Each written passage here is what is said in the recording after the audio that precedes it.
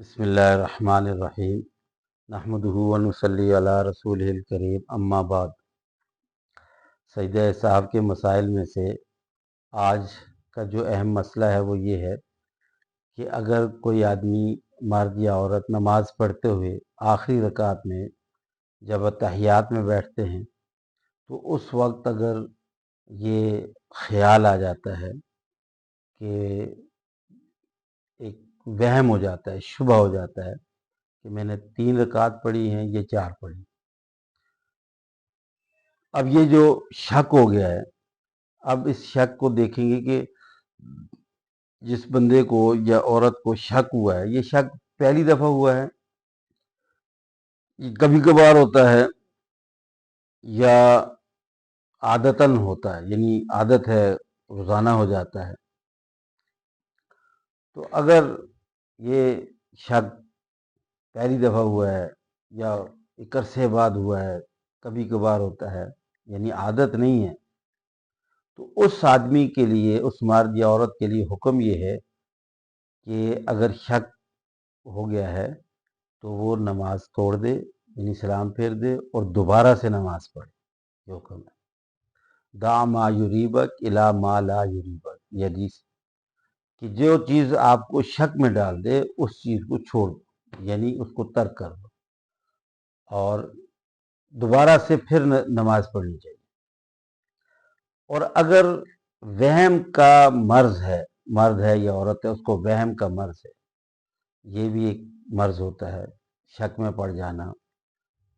تو اگر کسی آدمی کو یا عورت کو ایسی کوئی بیماری ہے کہ وہ شک میں مبتلا ہو جاتا ہے یا ہو جاتی ہے، تو اس کے لیے حکم یہ ہے کہ اگر وہ آخری رکعت میں اس کو شک ہو گیا تیسری ہے یا چوتھی ہے، تو پھر اس کو چاہیے کہ وہ فوراً اپنے دماغ پہ بوجھ ڈالے اور یہ سوچے کہ جی 3 پڑھی ہیں یا 4 پڑھی، اور اگر اس کا گمان غالب، یعنی زیادہ اس کا یہ سوچ اور زیادہ اندازہ یہ ہے کہ 3 ہوئی ہیں، تو پھر وہ کھڑے ہو کر کے چوتھی رکعت بھی پڑھے اور چوتھی رکعت پڑھ کر کے سجدہ سہو نہیں کریں گے، پھر سلام پھیر دیں، یعنی پوری اتحیات پڑھنے کے بعد۔ اور اگر اس کو یہ شک ہو گیا،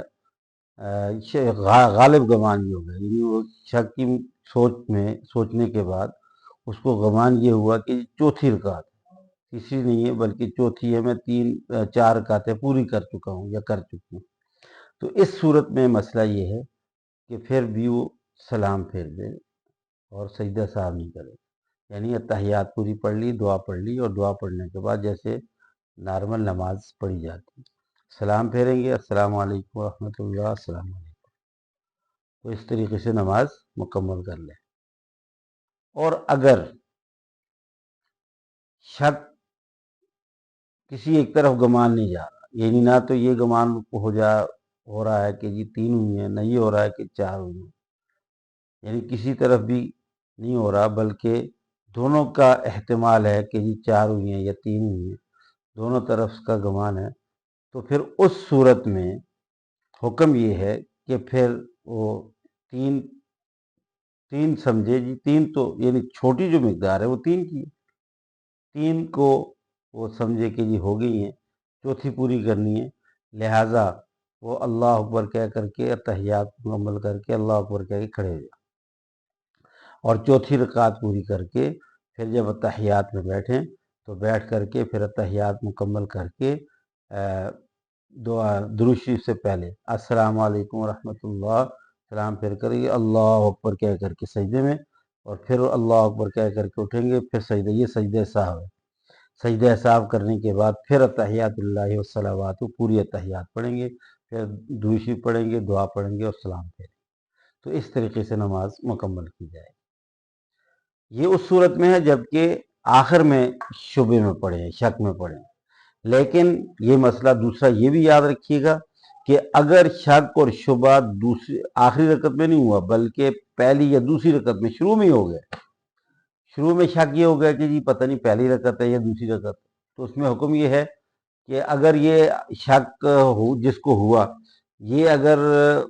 शकी आदमी नहीं है, यानी इसको शक और शुबहात नहीं होते हैं, और ये इत्तेफाकन आज हो गया, तो फिर ये नमाज तोड़ दे। नमाज तोड़ करके दोबारा से तवज्जो के साथ, ध्यान के साथ, खुशी और खुशू के साथ दोबारा से नमाज अपनी शुरू कीजिए। और अगर ये वो मर्द या औरत ऐसा है कि जिसको अमूमन शक हो जाता है और शक की, वहम की बीमारी है, तो इस सूरत में वही मसला है जो पीछे अभी बयान किया,